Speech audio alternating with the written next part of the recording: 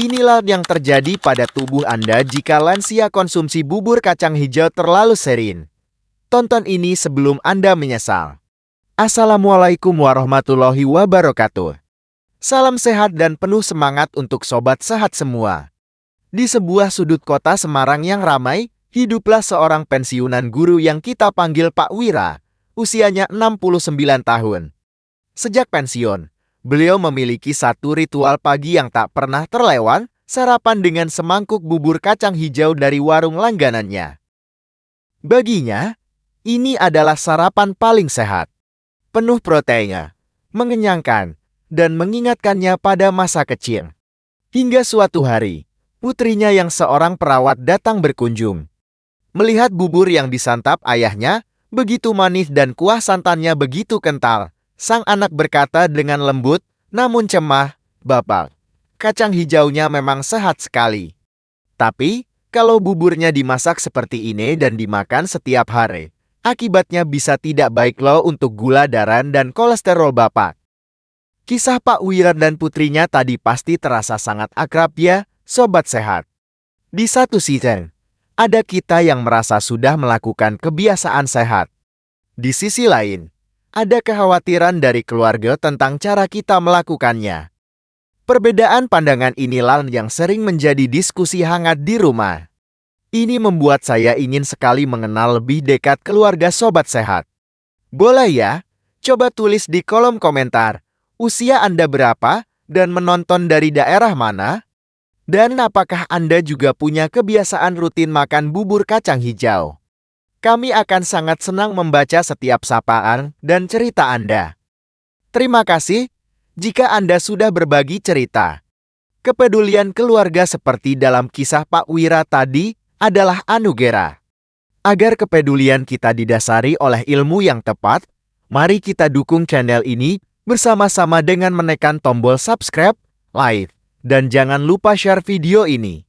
Baik, sekarang mari kita mulai investigasi kita. Kita akan membedah kasus ini. Pertama, kita akan lihat apa dampak jika seseorang makan bubur kacang hijau yang dimasak dengan cara sehat setiap hari. Lalu, kita akan bandingkan dengan dampak bubur yang sebenarnya sering kita jumpai di warung, seperti yang dimakan Pak Wira. Sebelum membahas dampaknya, kita harus tahu dulu kekayaan dari semangkuk bubur kacang hijau yang ideal, yang direbus tanpa gula dan santan berlebih. Ia adalah sumber protein nabati yang sangat baik untuk menjaga massa otot kita. Ia juga merupakan gudang serat pangan diteri fiber yang tinggi.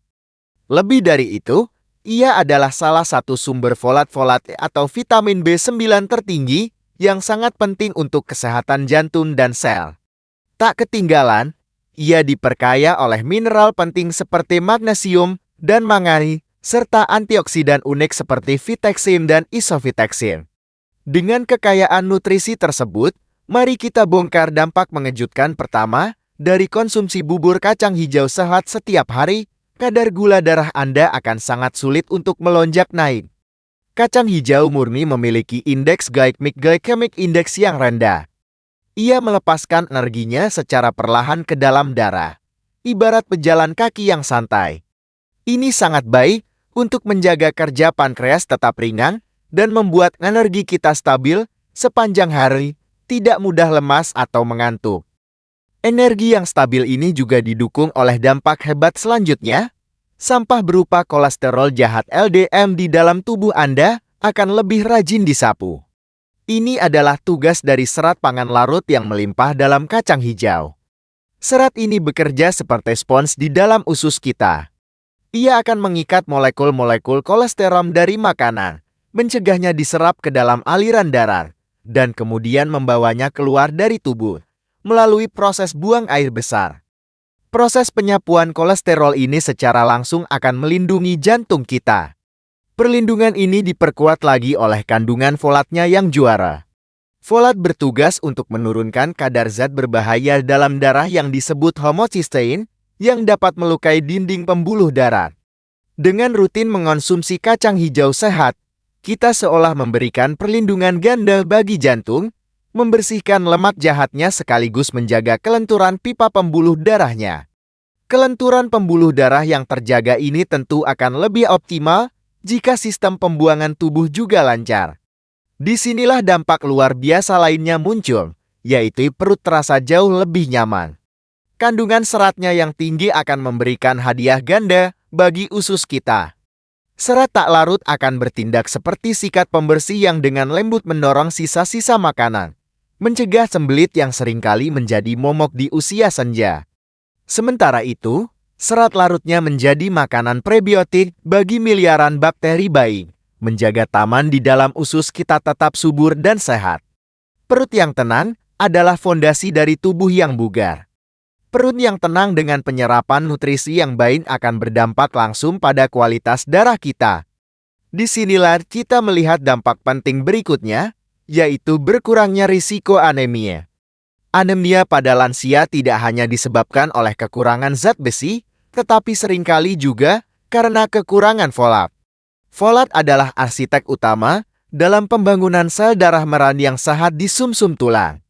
Tanpa folat yang cukup, sel darah merah yang terbentuk bisa menjadi cacat dan tidak berfungsi optimal. Kacang hijau yang kaya akan folat sekaligus menyumbang zat besi adalah duit maut untuk memastikan darah kita mampu mengangkut oksigen dengan sempurna ke seluruh tubuh. Dengan produksi sel darah merah yang sempurna, maka pasokan oksigen ke setiap jengkal tubuh menjadi lebih lancar. Inilah yang akan menimbulkan dampak berikutnya yang sangat kita dambakan, yaitu tubuh terasa lebih bertenaga dan tidak gampang loyo. Protein berkualitas tinggi di dalam kacang hijau bekerja sebagai batu bata untuk terus merawat dan menjaga massa otot kita agar tidak menyusut. Sementara itu, karbohidrat kompleksnya memberikan pasokan bahan bakar yang dilepaskan secara perlahan, memberikan energi yang stabil dan tahan lama, bukan energi korsleting yang cepat naik dan cepat padam seperti yang kita dapatkan dari gula pasir. Energi yang baik ini juga akan terpancar pada penampilan luar kita. Folat yang penting untuk regenerasi sel dikombinasikan dengan vitamin C dan antioksidan vitexin dan isovitexin, akan memberikan dampak positif bagi kesehatan kulit. Antioksidan ini akan melawan kerusakan akibat radikal bebas, sementara folat memastikan sel-sel kulit baru yang sehat terus diproduksi, membuat kulit tampak lebih segar. Maka, inilah serangkaian akibat mengejutkan jika kita mengonsumsi bubur kacang hijau yang dimasak dengan cara sehat setiap hari. Gula darah menjadi stabil, kolesterol jahat dibersihkan, jantung mendapat perlindungan ganda, pencernaan menjadi nyaman dan teratur, risiko anemia berkurang, tubuh lebih bertenaga, dan kulit pun ikut terawat dari dalam. Sungguh sebuah makanan super yang luar biasa, yang manfaatnya saling berkaitan satu sama lain. Inilah versi bubur yang seharusnya menjadi menu harian kita, dan yang seharusnya disantap oleh Pak Wira. Tapi, kita harus jujur pada diri sendiri. Bubur yang digambarkan tadi adalah versi ideal. Realitanya, bubur yang dimakan oleh Pak Wira dan yang banyak dijual di luar sana bukanlah bubur sehat seperti itu. Buburnya sangat manis, kuah santannya kentang dan gurih. Sekarang, mari kita bongkar apa akibat sebenarnya dari mengonsumsi bubur versi warung ini setiap hari. Akibat pertama dan paling berbahaya dari bubur manis ini adalah ia mengubah total sifat asli kacang hijau. Makanan yang tadinya memiliki indeks glikemik rendah, seketika berubah menjadi bom gula. Setiap sendoknya akan menyebabkan lonjakan gula darah yang cepat dan tinggi. Bagi penderita diabetes, ini sangat berbahaya. Bagi yang sehat, ini akan memaksa pankreas bekerja super keras dan dalam jangka panjang meningkatkan risiko terkena diabetes. Akibat kedua datang dari kuah santan kentalnya. Santan kental sangat tinggi kandungan lemak jenuh. Jika dikonsumsi setiap hari, lemak jenuh ini dapat meningkatkan kadar kolesterol jahat LDL di dalam darah, yang justru merupakan faktor risiko penyakit jantung. Jadi, niat kita untuk menyehatkan jantung dengan kacang hijau malah dibatalkan oleh kuah santannya sendiri. Kalorinya yang tinggi juga sangat mudah diubah menjadi lemak perut. Akibat ketiga ini sering tidak kita sadari. Kebanyakan dari kita Memasak kacang hijau kering secara langsung tanpa direndam. Seperti yang pernah kita bahas, kacang hijau kering mengandung asam fitan, sebuah anti nutrisi yang mengikat mineral penting seperti zat besi, kalsium, dan zinc, sehingga tubuh kita sulit menyerapnya. Jadi, meskipun kita makan kacang hijau yang kaya mineral, sebagian besar mineral itu tidak bisa kita manfaatkan dan terbuang sia-sia. Terakhir, jika kita mengonsumsi bubur kacang hijau manis ini dalam porsi besar setiap hari, karena rasanya yang enak, kita juga meningkatkan risiko bagi penderita asam urat. Kacang hijau mengandung purin dalam kadar sedang. Dalam porsi wajar, ini tidak masalah. Tetapi dalam porsi besar dan rutin, ini bisa menjadi pemicu serangan nyeri sendi yang menyakitkan bagi mereka yang sudah memiliki kondisi asam urat. Dari keempat akibat ini, kita bisa melihat dengan jelas bagaimana sebuah makanan super yang penuh gizi, jika dicampur dengan gula berlebih, santan kental, dan dimasak dengan cara yang salah, bisa berubah 180 derajat menjadi makanan yang tinggi kalori, tinggi lemak jenuh, dan miskin penyerapan mineral. Ia berubah dari makanan sehat menjadi makanan sampah yang justru membebani tubuh. Setelah melihat perbandingan yang begitu kontras ini, tentu kita tidak ingin lagi melakukan kesalahan yang sama. Kita ingin mengembalikan bubur kacang hijau ke wujud aslinya yang menyehatkan. Caranya sangat mudah. Mari kita simak resep dan cara membuat bubur kacang hijau sobat sehat yang benar. Kualitas dari hidangan sehat kita selalu dimulai dari langkah paling pertama dan paling fundamental, yaitu pemilihan bahan baku di pasar. Pilihlah biji kacang hijau yang berwarna hijau keran, tutul, dan tidak ada kutu atau kotoran. Warna hijau yang cerah menandakan bahwa kacang tersebut masih baru dan kandungan antioksidannya masih terjaga. Hindari yang warnanya sudah kusam atau banyak biji yang peka. Setelah itu, proses pencucian sangatlah penting, bukan hanya untuk menghilangkan debu, tetapi juga membersihkan kotoran lain yang mungkin menempel. Cuci di bawah air mengalir sambil digosok lembut hingga air cuciannya menjadi bening. Setelah dicuci bersih, inilah langkah revolusioner yang seringkali dilewatkan, namun sangat wajib dilakukan untuk membuka harta karun nutrisinya. Masukkan kacang hijau ke dalam mangkuk besar dan rendam dengan air bersih bersuhu ruang yang banyak sekitar 3 kali volume kacang. Biarkan terendam selama minimal 6 jam atau idealnya semalaman. Selama proses perendaman ini, biji kacang hijau yang tadinya tertidur akan mulai bangun.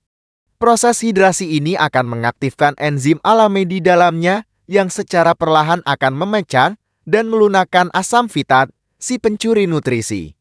Ini adalah kunci untuk membuka semua mineral berharga di dalamnya. Setelah proses perendaman yang krusial, kini saatnya kita masuk ke proses pemasakan yang sebenarnya. Masukkan kacang hijau yang sudah direndam dan dibilas ke dalam panci. Lalu tambahkan air bersih secukupnya. Di tahap ini, kita bisa menambahkan rekan-rekan sehatnya. Menambahkan selembar daun pandan bukan hanya memberikan aroma wangi yang khas, tetapi juga mengandung antioksidan. Begitu pula dengan beberapa ruas jahe yang digepret. Ia tidak hanya memberikan sensasi hangat yang nyaman di perut, tetapi juga menyumbangkan manfaat anti radangnya yang luar biasa. Masak dengan api sedang dan penuh kesabaran hingga biji kacang hijau terlihat mekar atau pecah, menandakan bahwa ia sudah benar-benar empuk dan siap untuk diberi rasa. Saat kacang sudah empuk sempurna, inilah tahap final yang menentukan apakah bubur kita akan menjadi sahabat atau musuh bagi tubuh. Jauhi gula pasir. Sebagai gantinya, masukkan beberapa potong kecil gula aren murni secara bertahap sambil terus diaduk dan dicicipi hingga mencapai tingkat kemanisan yang pas. Gula aren tidak hanya lebih ramah bagi gula darah, tetapi juga memberikan rasa manis yang lebih dalam dan berkarakter. Untuk rasa gurih, tuangkan sedikit saja santan encer. Ingat, tujuannya hanya untuk parfum dan sentuhan gurih, bukan untuk membuat kuah menjadi kental dan berat. Biarkan rasa alami kacang hijau, pandan, dan jahe yang menjadi bintang utamanya. Cara lain yang luar biasa sehat untuk mengonsumsi kacang hijau adalah dengan mengubahnya menjadi tauge atau kecambah. Proses perkecambahan akan membangunkan semua potensi gizi kacang hijau, meningkatkan kandungan beberapa vitamin seperti vitamin C, dan membuat nutrisinya menjadi lebih mudah diserap oleh tubuh. Tauge bisa ditumis sebentar dengan sedikit bawang putih, dimasukkan ke dalam soto atau rawon untuk menambah tekstur renyah, atau menjadi isian lumpia dan tahu isi.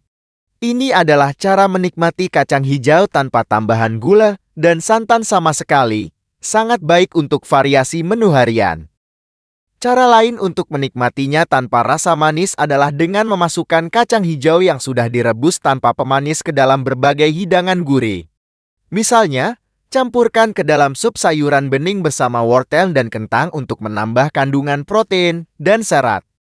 Atau, setelah direbus, dinginkan, lalu taburkan di atas hidangan salad untuk memberikan tekstur yang menarik dan mengenyangkan. Cara-cara ini memungkinkan kita untuk mendapatkan semua kebaikan kacang hijau dalam konteks hidangan yang berbeda setiap harinya. Baik dalam bentuk bubur, tauge, maupun campuran sup, aturan emas tentang porsi tetap berlaku. Nikmatilah semangkuk kecil bubur kacang hijau sehat Anda sebagai sarapan atau camilan sore. Jangan menjadikannya makanan utama dalam porsi besar. Keseimbangan dan variasi adalah kunci dari pola makan yang sehat. Jangan sampai karena sudah merasa sehat, kita lalu makan hingga 3 mangkuk dalam sehari. Selain porsi, yang terpenting adalah mendengarkan sinyal dari tubuh Anda. Ini adalah kearifan tertinggi dalam menjaga kesehatan. Jika setelah makan kacang hijau perut terasa kembung, mungkin porsinya terlalu banyak atau proses perendamannya kurang lama. Coba kurangi porsinya atau rendam lebih lama di waktu berikutnya. Bagi penderita asam urat yang sedang kambuh, meskipun sudah dimasak sehat, sebaiknya hindari dulu hingga nyerinya mereda. Tubuh kita adalah guru terbaik. Kita hanya perlu belajar untuk menjadi murid yang baik dan penuh perhatian.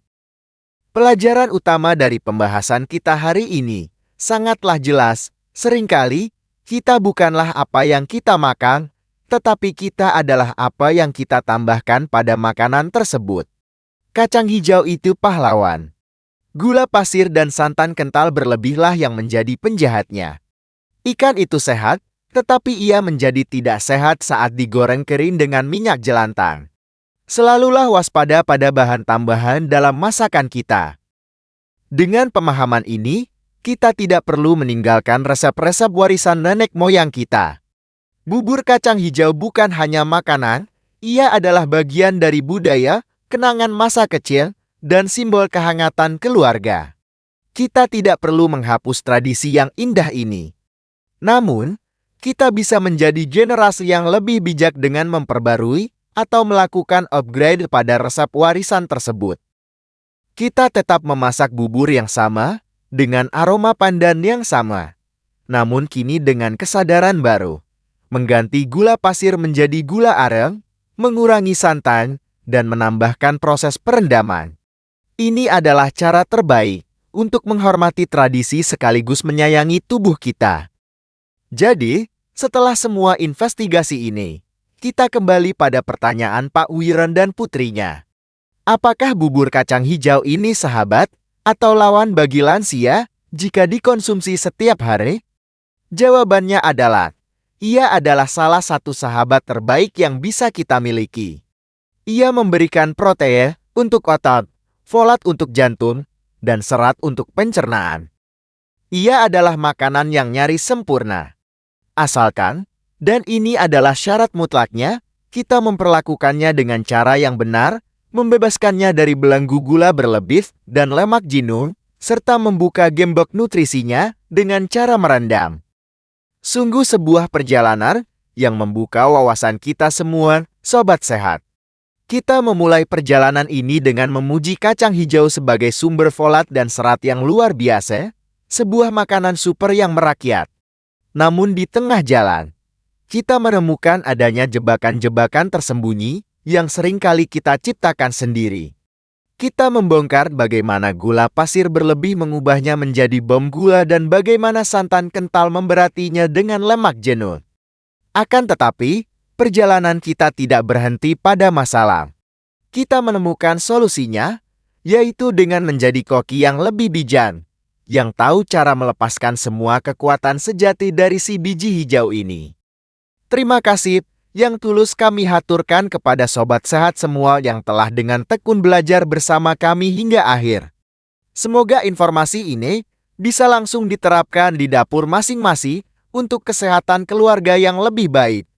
Jika video ini bermanfaat, dukungan Anda melalui tombol subscribe dan like adalah energi bagi kami. Dan kami ingin sekali berdiskusi di kolom komentar. Apa pemanis atau penambah rasa sehat favorit Sobat Sehat untuk bubur kacang hijau selain gula pasir? Mari berbagi ide. Tetaplah sehat dan masaklah dengan cerdas. Wassalamualaikum warahmatullahi wabarakatuh.